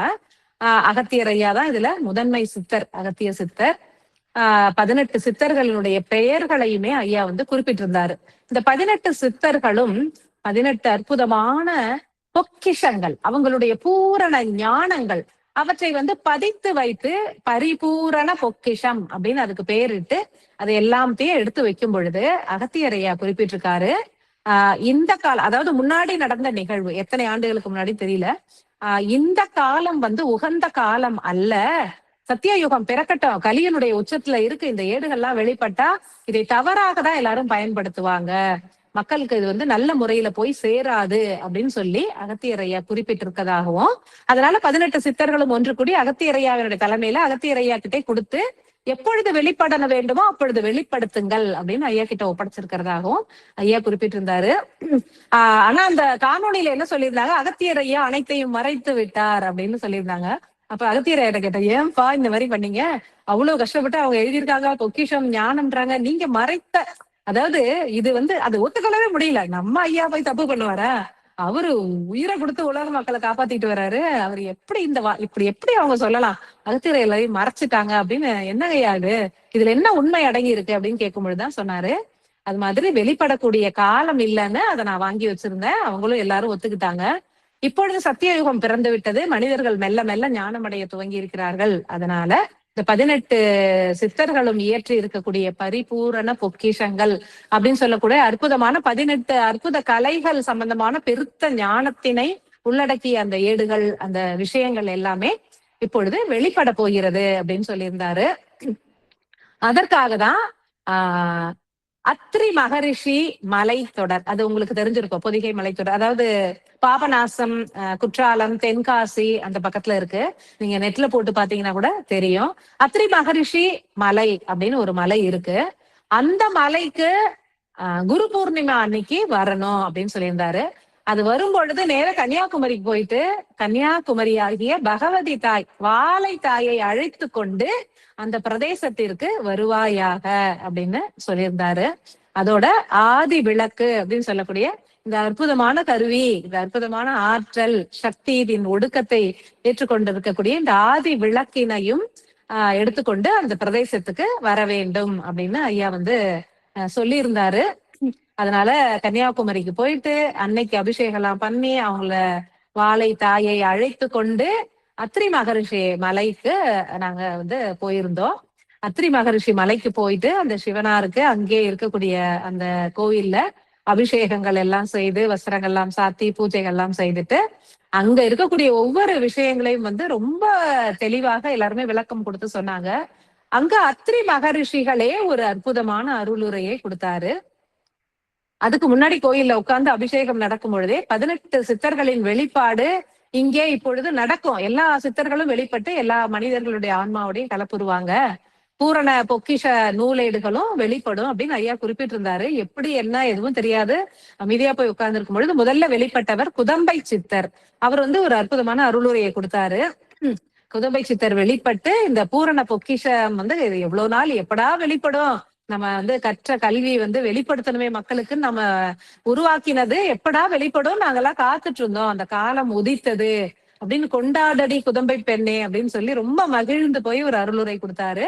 அவங்க எல்லாருமே வெளிப்பட்டுட்டோம், எங்களுடைய பூரண பொக்கிஷ ஏடுகளும் வெளிப்பட்டது அப்படின்னு குறிப்பிட்டிருந்தாரு. அங்க வந்து பாத்தீங்கன்னா அத்திரி மகரிஷிகள் அந்த இடத்துல தவம் பண்ண இடமும் இருக்கு. அவருடைய ஆசிரமம் இருந்த பல யுகங்களாக சொல்றாங்க. அங்க ராமரும் சீதையும் வந்து அத்திரி மகரிஷிகள்கிட்ட ஆசீர்வாதம் வாங்கிட்டு போனாங்கன்னு சொல்றாங்க. பஞ்ச பாண்டவர்கள் வந்துட்டு போயிருக்கிறதா அங்க எல்லாமே எழுதி வச்சிருக்காங்க. அத்தனை விதமான யுக காலமாக அங்க இருக்கிறது. 18 சித்தர்களும் அத்திரி மகரிஷிகளிடம் தீர்க்கமாக பல பயிற்சிகளை ஏற்றுக்கொண்டார்கள் அப்படின்னு அங்க சொல்றாங்க. அகத்தியரையாவும் அருளுரையில தான் சொல்லியிருந்தாரு. அத்திரி மகர்ஷிகள்கிட்ட குருவாக அத்திரி மகர்ஷிகளை ஏற்றுக்கொண்டு அவரிடமிருந்து ஒவ்வொருத்தரும் அந்த ஞானத்தினை பெற்றுக்கொண்டார்கள் அப்படின்னு குறிப்பிட்டிருந்தாங்க. அங்க வந்து ஒரு மரம் இருக்கு. தேரையர் சித்தர் வந்து இந்த அற்புதமான மருத்துவத்தை கண்டுபிடித்து பல அந்த ஆபரேஷன் எல்லாம் பண்றதா சொல்றாங்க இல்லையா, ஸ்கல் ஆபரேஷன் எல்லாம் பண்ணார். அது எல்லாமே அந்த கலை வித்தைகள்லாம் அங்கேதான் கற்பிக்கப்பட்டது அப்படின்னு சொல்லியிருந்தாங்க. அங்க வந்து ஒரு பல யுகங்களாக இருக்கக்கூடிய ஒரு பெரிய மரம் இருந்தது. அந்த மரத்தின் அடியில தான் அத்திரி மகரிஷிகள் வந்து இன்றைய அளவும் உட்கார்ந்து தியானம் பண்றதாக எல்லாருமே சொல்றாங்க. அந்த மரத்தின் அடியில நம்ம ஆதி விளக்கை வந்து நம்ம அழகா ஏத்தி வச்சு எல்லாருமே இங்க அபிஷேகம் முடிந்த பிறகு அங்க உட்கார்ந்து எல்லாரும் தியானம் பண்ணோம். அங்க வந்த கூட்டமான அங்க பௌர்ணமிக்கு மட்டும்தான் நிறைய கூட்டம் வரும் அப்படின்னு சொல்றாங்க. அந்த இடத்துல எல்லா நாளும் அங்க போக முடியாது அப்படின்னு சொல்றாங்க. ஏதோ ஒரு சில குறிப்பிட்ட ஞாயிற்றுக்கிழமைகள்ல அது மாதிரி குறிப்பிட்டு இருந்தாங்க. அந்த பௌர்ணமிக்கு கூட்டமும் வந்திருந்தாங்களா கொஞ்சம் பேரு. அவங்களும் எல்லாரும் உட்காந்து அழகா தியானம் பண்ணாங்க. அவ்வளவு நல்லா இருந்தது. அங்கே உட்கார்ந்து அருளுரை எழுதும் பொழுது அத்திரி மகரிஷிகள் அவர்களே வந்து பேசினார். அத்திரி மகரிஷிகள் சொன்ன ஒரு அற்புதமான விஷயம் என்னன்னா, அனைத்து பரிபூரண பொக்கிஷங்களும், அதாவது 18 சித்தர்களுமே வந்து எல்லா சித்துக்களிலும் வல்லவர்களாக இருந்த பிறகுதான் என்னிடம் வந்தார்கள். நான் வந்து அவங்களுடைய என்ன சொல்றது, இந்த ஹையர் எஜுகேஷன் சொல்லுவோம் இல்லையா, அந்த மாதிரி ஒரு விஷயத்துல வந்து ஸ்பெஷலைசேஷன் பண்றாங்க இல்லையா, அந்த மாதிரி ஒவ்வொருத்தருக்கும் ஒரு ஆற்றல் என்ன இருக்குன்னு கண்டுபிடிச்சு அதுலயே அவங்களுக்கு அதிக அளவுல ஞானத்தை கொடுத்து இங்க வந்து நிறைய பயிற்சிகள் நடந்தது. பாஷாணங்கள் இங்கே நிறைய தயாரிக்கப்பட்டது. நிறைய ரசவாத நிகழ்ச்சிகள் இங்கே நடந்தது. அற்புதமான யோக பயிற்சிகள் எல்லாம் இங்கே நடந்தது. 18 சித்தர்களும் அவர்களோடு இணைந்தும் துணையாகவும் எண்ணற்ற சித்தர்கள், நிறைய ரிஷிமார்கள் எல்லாம் கூடி இங்கே அற்புதமான பல விஷயங்கள், இந்த பரிபூரண பொக்கிஷங்கள் எல்லாம் வந்து ஏற்றப்பட்டதற்கான காரணம் வந்து அவங்க கற்றுக்கொண்ட அந்த அற்புதமான விஷயங்கள், ஞானங்கள் அப்படின்னு அத்ரி மகர்ஷி குறிப்பிட்டிருந்தார். இதுல ஹைலைட் என்ன அப்படின்னு சொல்லி கேட்டீங்கன்னா, அங்க உட்கார்ந்து எழுதும் பொழுதே ஐயா வந்து தரையில கை வச்சு பாரு அப்படின்னு சொன்னாரு. தரையில கை வச்சு போகும்போது இன்னும் குறுன்னு கையில அப்படியே ஓடுற மாதிரி இருந்தது. அதுக்கப்புறம் அவருடைய அருளுரையில சொன்னது என்ன அப்படின்னாக்கா, இங்கே வந்து புதைந்து வைக்கப்பட்டிருக்கக்கூடிய அந்த பரிபூரண பொக்கிஷங்கள் சொல்லக்கூடிய 18 சித்தர்களினுடைய அற்புதமான ஞானங்கள், அவை எல்லாமே வந்து ஒரு எறும்பு போல ஊர்ந்து ஊர்ந்து ஊர்ந்து மெல்ல மெல்ல ஆதி விளக்கினில் ஏறி அதன் உச்சத்தினை அடைந்தது. 18 சித்தர்களும் ஆதி விளக்கின் உச்சத்தில் சென்று அமர்ந்தார்கள் அப்படின்னு வந்து அருளுரையில கொடுத்திருந்தாரு. அதான் என்னடா இது குறுக்குறுன்னு என்னமோ இருக்கே அப்படின்னு பார்க்கும் பொழுது, ஓ இதுதான் அங்கிருந்து பூமிக்கடியில் இருந்து அந்த அற்புத ஆற்றல்கள் எல்லாம் ஒளி வடிவினிலும் ஓசை வடிவினிலும் அவையெல்லாம் அப்படியே வந்து மெல்ல மெல்ல அப்படியே வெளிப்பட்டு பூமியிலிருந்து வெளிப்பட்டு, நம்ம கேள்விப்பட்டிருப்போம் சில செடியெல்லாம் இருக்கு, அதெல்லாம் வந்து பூமிக்கு அடியிலே மறைஞ்சிருக்கும். பௌர்ணமி ஆகும் பொழுது அப்படியே வெளிப்படும். சில பேர் வந்து சில மந்திரங்களை சொல்லும் பொழுது அந்த செடி வெளியில வரும் அப்படிலாம் கேள்விப்பட்டிருக்கேன். ஆனா இந்த மாதிரி பொக்கிஷ ஏடுகள் எல்லாம் வெளிவரும் அப்படிங்கிறது ரொம்ப அபூர்வம். அந்த வந்து அந்த ஸ்தலத்துல இருந்த வரைக்கும் அவ்வளவு அற்புதமா இருந்தது எல்லாருக்கும். அது அப்படியே மெல்ல மெல்ல மெல்ல அது வெளிப்பட்டு அது வந்து அப்படியே ஊர்ந்து வந்து எறும்பு போன்று ஊர்ந்து வந்து அப்படின்னு அவர் வந்து அருளுரையில கொடுத்திருக்காரு. இங்க வந்து இந்த இடத்துல ஆதி விளக்கு வராம போகவே முடியாது. உலகம் ஃபுல்லா இந்த ஆதி விளக்கு போகணும்னா இங்க வராம போக முடியாது. ஏன்னா யுக யுகமா ஆதி விளக்குகள் உருவாக்கப்படும் பொழுது இந்த ஸ்தலத்துலதான் அது வந்து தன்னுடைய ஆற்றல்களை எல்லாம் ஏற்றுக்கொண்டு அப்புறம்தான் அது எல்லா இடத்துக்கும் வெளிப்படும். இந்த ஆதி விளக்குக்கு தான் நாங்கெல்லாம் காத்திருந்தோம் அப்படின்ற மாதிரி சொல்லியிருந்தாங்க. ஆதி விளக்கினை வைத்து எல்லாரும் வழிபடும் பொழுது அந்த ஆற்றல்கள் 18 சித்தர்களினுடைய ஆற்றல்களும், இப்ப ஆதி விளக்குல 18 சித்தர்களும் உள்ளடக்கம். அவரோடு இணைந்து ஏகப்பட்ட சித்தர்கள், எதிரடங்கா சித்தர்களும் உள்ளடக்கம். அதோடு அவர்கள் இயற்றிய பரிபூரண பொக்கிஷம் அப்படின்னு சொல்லக்கூடிய அந்த ஞான ஏடுகளும் அப்படியே கடத்தப்பட்டு மெல்ல மெல்ல மெல்ல அப்படியே மேலேற்றம் கண்டு ஆதி விளக்கினுடைய உச்சத்தினை அடைந்து அங்கே நிலைத்திருக்கிறது. அந்த சிவ ஆற்றலோடு கலப்புற்று நிலைத்திருக்கிறது. காலம் வரும்பொழுது மெல்ல மெல்ல அவை ஒவ்வொன்றாக வெளிப்படும். தேவையான தருணத்துல தேவையானவங்க வெளிப்படுத்துவாங்க. 18 விதமான கலைகள் என்ன அப்படிங்கறதையும் குறிப்பிட்டிருந்தாரு. 18 சித்தர்களுடைய நாமங்களையும் குறிப்பிட்டிருந்தாரு. முதல்ல குதம்பை சித்தர் தான் வெளிப்பட்டு அவர் ரசம் அப்படின்னு சொல்லி ரசத்தை பத்தி நிறைய பேசியிருந்தாரு. அதை பற்றின ஏடுகளை எல்லாம் நான் வெளிப்படுத்துவேன் அப்படின்னு சொல்லிட்டு முதன்மையாக நான் அகத்தியர் என்னை வெளிப்பட சொன்னாரு, நான் வெளிப்பட்டுட்டேன். மெல்ல மெல்ல ஒவ்வொருத்தரும் வெளிப்பட்டு பேச ஆரம்பிப்பாங்க அப்படின்னு குறிப்பிட்டிருந்தாரு. அன்றைய தினம் முழுவதும் ரொம்ப ரொம்ப அற்புதமாக இருந்தது. ஃபுல்லா இருந்துட்டு ஈவினிங் தான் மலையில இருந்து எல்லாரும் கீழே இறங்கினோம். அத்திரி மகரிஷி மலைகள் யாருக்கெல்லாம் முடியுதோ எப்பப்ப திறந்து இருக்கோம், எப்ப போகலாம் தெரிஞ்சுக்கிட்டு கூட்டமா சேர்ந்து போக. தனியா போகிறது சில காட்டு விலங்கினங்கள் இருக்கு, கரடி எல்லாம் இருக்கு அப்படிலாம் சொல்றாங்க. அதனால எப்போது கூட்டமா சேர்ந்து போகிறது நல்லதுன்னு குறிப்பிடுவாங்க. ஃபாரஸ்ட் பீப்புள் இருப்பாங்க. அவங்க அனுமதி வாங்கிக்கிட்டு அந்த டோர் திறந்தாதான் நம்ம உள்ளேயே அதுல போக முடியும். நம்ம உடனே அதுல ஏறிட முடியாது. அங்க எல்லாம் காவலுக்கு இருக்காங்க. அது ரொம்ப அற்புதமான ஒரு அனுபவமாக இருந்தது. அதுல இருந்து நம்ம தெரிஞ்சுக்கிட்ட ஒரு விஷயம் என்ன அப்படின்னாக்கா, சித்தர்கள் வெளிப்படும் பொழுதுதான் இந்த தேகத்தில் உள்ள சக்கரங்கள்லாம் தெளிவடையுதணும், ஒவ்வொன்றும் சீரமைக்கப்படுகிறது. அப்புறம் நிறைய ஆற்றல்கள் இந்த தேகத்துக்கு வேணும் அப்படின்னா, தேகத்திற்கு என்னென்ன மாதிரி ஆற்றல்கள் வேணுமோ அதற்கு உரித்தான அத்தனை விஷயங்களையும் அத்தனை ஞானங்களையும் இந்த பொக்கிஷ ஏடுகள் உள்ளடக்கி இருக்கு. 7 சக்கராவும் நமக்கு தூய்மை அடைஞ்சிருச்சுன்னா, யாரெல்லாம் அற்புதமா 7 சக்கராவும் தூய்மை அடைந்து மனம் ஒடுங்கி உயிர் ஒடுங்கி ஆன்மாவும் உயிரும் கலப்புற்று அதி அற்புதமான ஒரு மன அமைதியை பெற்று அன்பினை பெருக்கி வாழ்கிறார்களோ, சத்தியயுக வாசிகளாக நிறைய பேர் வளர்ந்துட்டோம். ஆனாலும் இன்னும் அந்த பக்குவம் முழுமையாக யாருக்கும் வரல. எல்லாருக்கும் வரும் பொழுது ஆட்கள் சேர அந்த முழுமையான பக்குவ நிலையில நாம கடினமா நம்ம உழைக்கணும். ஏன் தவறாம செய்யுங்கன்னு சத்தியெல்லாம் வாங்குறாரு ஐயா. இப்படி நம்ம உழைத்து நம்ம சக்கரங்களை தூய்மையுறுத்தி இந்த சிவன் ஆடியை வளர்த்து உயிரும் ஆன்மா ஒடுங்கி ஒரு அற்புதமான ஒரு பக்குவ நிலையை நம்ம அடையும் பொழுது கடன்னு எடுத்து கொடுப்பாங்க. அந்த ஞானத்தை எல்லாருக்கும் கொடுப்பாங்க. யாரெல்லாம் அந்த பக்குவ நிலையை அடைந்தாங்களோ, சிவனார் அதுல குறிப்பிட்டிருக்காங்க. இந்த ஏடுகளை சிவனார் நாகர் குலத்து மக்களிடம் கொடுத்து அதை பாதுகாக்க சொல்லியிருந்தாங்களாம். அகத்தியரையா 18 சித்தர்களுடைய நூலேடுகளை வாங்கி பூரண பொக்கிஷங்களை வாங்கி சிவபெருமான்கிட்ட சப்மிட் பண்ணியிருக்காரு. சிவபெருமான் நாகர்கள்கிட்ட கொடுத்து இதை பாதுகாருங்க, நாகங்கள் தான் இவ்வளவு காலமா அதை பாதுகாத்து வந்தது அப்படின்னு அருளுரையில குறிப்பிட்டிருக்காரு. நாகங்களிடமிருந்து மீண்டும் சிவபெருமானே அவற்றை பெற்றுக்கொண்டு இந்த 18 சித்தர்களுக்கும் தனித்தனியா இது நீ எழுதின நூலேடு, இது நீ எழுதின நூலேடுன்னு சொல்லி ஒவ்வொருத்தருக்கும் கொடுத்ததாகவும், அதுவும் எல்லாம் ஃபுல் பர்மிஷன், இதை இனிமே நீ என்ன வேணா பண்ணிக்கலாம், எப்படி வேணா யூஸ் பண்ணிக்கலாம், யாருக்கு வேணா கொடுக்கலாம், அது உனக்கு எந்த கட்டுப்பாடும் இல்ல, நீங்க உங்க ஒவ்வொரு சித்தர்களும் கடினமான முயற்சிகளை மேற்கொண்டு பெற்ற ஞானம், இதை நீங்க எப்படி வேணா பயன்படுத்திக்கலாம்னு சிவபெருமான் கொடுத்துட்டதாக அருளுரையில கொடுத்திருக்காரு.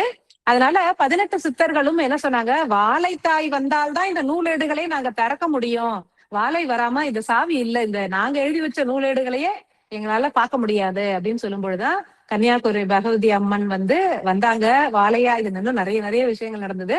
வாழையாக அந்த மலைப்பகுதியில அந்த தாய் இறங்கின பிறகு எல்லாரும் ஆனந்த கூத்தாடி ஆடி ஆடி கூடி கூடி கொண்டாடினோம். எல்லாரும் வெளிப்பட்டோம், எல்லா சித்தர்களும் வெளிப்பட்ட காலம் வந்துருச்சு அப்படின்னு கூடி கூடி நாங்க கொண்டாடினோம் அப்படின்னு அருளுரையில கொடுத்திருக்காங்க.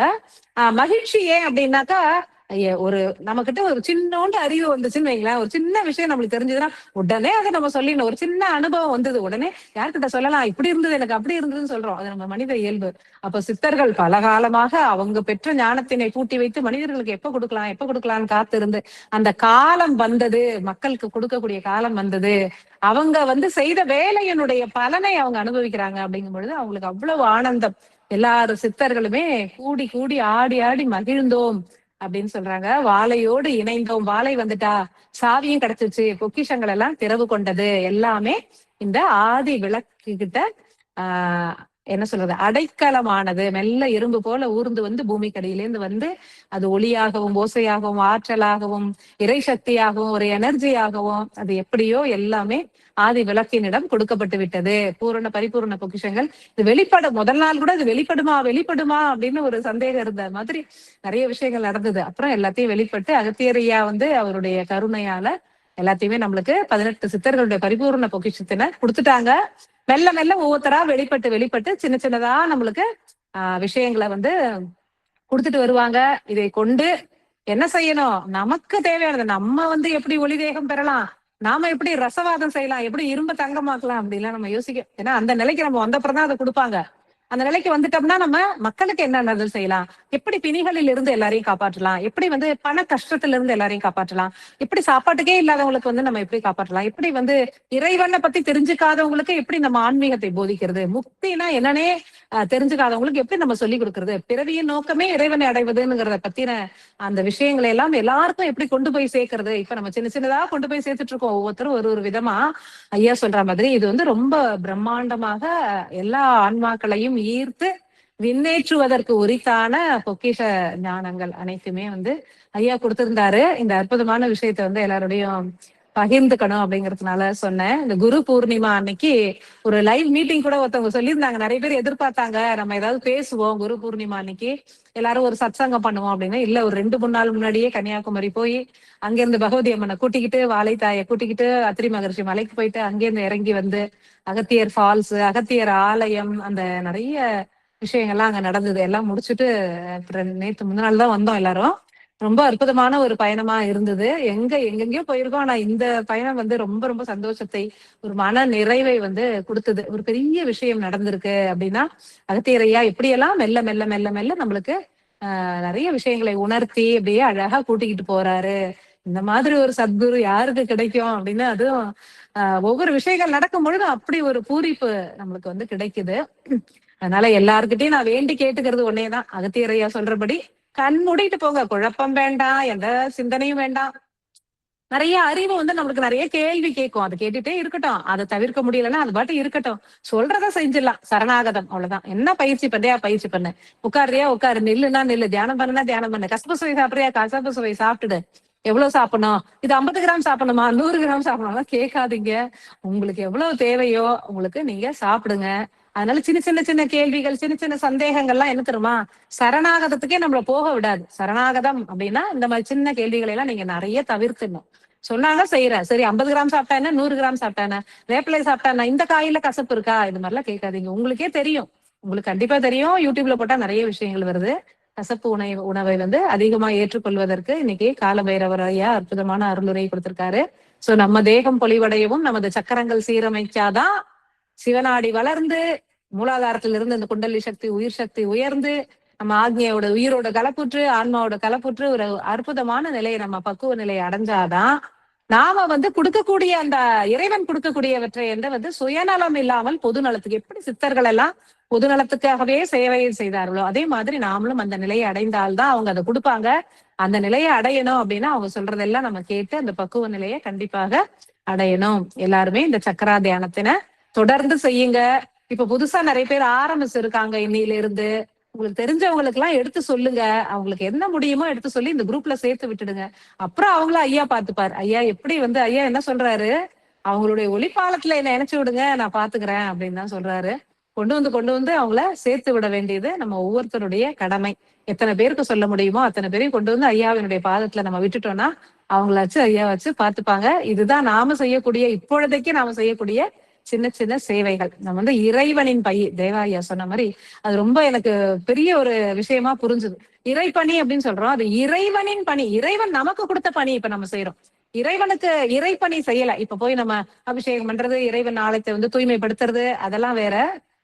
இறைவனே நமக்கு கொடுத்த பணியை ஏற்று நாம செய்து கொண்டு இருக்கிறோம் அப்படிங்கிற சத்தியத்தை ஒவ்வொருவரும் உணர்ந்து கொண்டு அகத்தியருடைய அன்பு சீடராக மலர்ந்து இறைவன் ஒவ்வொருவருக்கும் கொடுக்கக்கூடிய அந்த பணியை கட்டாயமாக எடுத்து செய்யணும். என்ன செய்யலாம், உலக நன்மைக்கு என்ன செய்யலாம் நீங்க தேடி முன் ஒரு நல்ல விஷயம் நடக்கும் பொழுது நம்ம என்ன கான்ட்ரிபியூட் பண்ணலாம் அப்படின்னு தான் எல்லாருமே நினைக்கணும். இதுல இருந்து நமக்கு என்ன கிடைக்கும் அப்படின்னு நினைச்சோம் அப்படின்னா கிடைக்கும். ஆனா ஒரு தனித்தன்மையில தான் இருப்பீங்க. பெரிய பெரிய விஷயங்கள் நடக்கணும், இறைவனோட கலக்கணும் அப்படின்னா நாம என்ன கொடுக்கலாம் அப்படிங்கிற அந்த ஒரு சிந்தனை தான் நமக்கு மேம்பாடுகளை அடைய வேண்டும். அந்த சிந்தனை மேம்பட வேண்டும் அப்படிங்கறதா உண்மை. சக்கராசெல்லாம் தூய்மை விட்டால் இந்த சிந்தனைகள் எல்லோருக்கும் மேம்படும் அப்படிங்கிறதும் உண்மை. எல்லாரும் இந்த சக்கரா தியானங்களை தொடர்ந்து தெளிவாக ஏற்று சொல்லக்கூடிய அந்த ஒவ்வொரு இன்ஸ்ட்ரக்ஷனும் கீழே ஒரே வரிதான் சொல்லியிருப்பாங்க, கசப்பு சுவையினை இன்று ஏற்றுக்கொள்ளுங்கள். அதை நிறைய பேரு நம்ம மறந்துடுறோம். அதனுடைய முக்கியத்துவத்தை உணர்ந்து கொண்டு அந்த பிரபஞ்ச பேராற்றல்களோடு எப்பொழுதும் நம்ம மனதினை கலப்புற செய்து கொண்டே இருந்தால் நம்ம வாழ்க்கையில இருக்கிற எல்லா கசப்பு அனுபவங்களும் நீங்கி எல்லாருமே ஆனந்தமாக வாழலாம். சத்குரு ஐயாவிற்கும் கால பைரவர் ஐயாவிற்கும் எந்த ஒரு நிமிஷமும் ஒரு மனமார்ந்த ஒரு நன்றியை நம்ம தெரிவிச்சுக்கிட்டே இருக்கணும். அதுதான் நாம அவங்களுக்கு செய்யற ஒரு தொண்டு, இல்லைன்னா ஒரு உணர்வோட அவங்களோட கலப்புறணும் அப்படிங்கறதுதான் உண்மை. மீண்டும் நம்ம அடுத்த வாரம் பார்க்கலாம். இன்னும் சுவாதிஷ்டான சக்கரத்தை பத்தி என்னென்ன தெய்வங்கள் பேசுவாங்களோ, காலபைரவர் ஐயா என்னெல்லாம் சொல்ல போறாரோ, ஒரு நிமிஷமும் ரொம்ப ஆர்வமா இருக்கு. எல்லாரும் தொடர்ந்து விடாமல் இந்த பயிற்சியை செய்யுங்க. அற்புதமான பலனை எல்லோரும் அடைவீர்கள். அகத்தியர் ஐயாவினுடைய பரிபூரண கருணை எல்லோருக்கும் கிடைக்கும். ரொம்ப அற்புதமான விஷயங்கள் நடந்துட்டு இருக்கு. மிஸ் பண்ணாம எல்லாரும் பயிற்சிகளை மேற்கொள்ளுங்கள். அனந்த கோடி அன்புகள். மிகவும் அற்புதம் அம்மா. நம்ம இந்த மீட்டிங்கை முடிக்கிறதுக்கு முன்னாடி ஒரு சின்ன அனௌன்ஸ்மெண்ட். இது இந்த அடுத்த சக்கரங்கள், அடுத்த பேட்சுக்கான அனௌன்ஸ்மெண்ட்ஸ். இப்ப நம்ம வந்து சுவாதிஷ்டானம் பண்ணிட்டு இருக்கோம். அதே மாதிரி இப்ப புது பேட்ச் வந்து ஸ்டார்ட் பண்றாங்க. ஃபவுண்டேஷன் பிராக்டிசஸ்ல இருந்து அவங்க ஆரம்பிப்பாங்க. அன்பாலயம்ல நம்ம முன்னாடி எல்லாம் பண்ணிட்டு இந்த மந்திர ஜபம், அப்புறம் அந்த சின்ன சின்ன ஆசனம், அப்புறம் அந்த தியானம், இதெல்லாம் பண்ணி அவங்க ஸ்டார்ட் பண்ணிட்டாங்க. இன்னைக்கு ஆக்சுவலா ஒரு புது பேட்ச் ஸ்டார்ட் ஆயிடுச்சு, ஃபவுண்டேஷன் பேட்ச்னு. இது ஒரு 48 நாள் பண்ணுவாங்க அவங்க. 48 நாள் பண்ணி முடிச்சதுக்கு அப்புறம் 2வது மூலாதார சக்கர பேட்ச் ஸ்டார்ட் ஆகும். அபிஷியலா 343 தின சக்கர பயிற்சிகள் ஸ்டார்ட் ஆகும். ஸோ இப்போ வந்து அவங்க ஃபவுண்டேஷன் பிராக்டிசஸ் தான் பண்ணிட்டு இருக்காங்க. இதை பத்தின உங்களுக்கு செய்திகள் வந்து நாளைக்கு வாட்ஸ்அப் குரூப்ல பகிர்வோம். நீங்க யாருக்காவது இதை பத்தி சொல்லணும், யாரையாவது ரெஜிஸ்டர் பண்ணணும்னா அதுல கான்டாக்ட் நம்பர்லாம் போட்டிருப்போம். நீங்க அந்த கான்டாக்ட் நம்பருக்கு அவங்கள கால் பண்ண சொல்லலாம், இல்ல அவங்களோட டீட்டெயில்ஸ் வாங்கி நீங்க அனுப்பிவிடலாம். ஸோ இது உங்களுக்கு தெரிஞ்சவங்களுக்குலாம் சொல்லுங்க. அதுக்காக தான் அந்த அனௌன்ஸ்மெண்ட். அனைவருக்கும் நன்றி. மீண்டும் நாம் அடுத்த வாரம் இணைவோம். அனந்த கோடி அன்புகள்.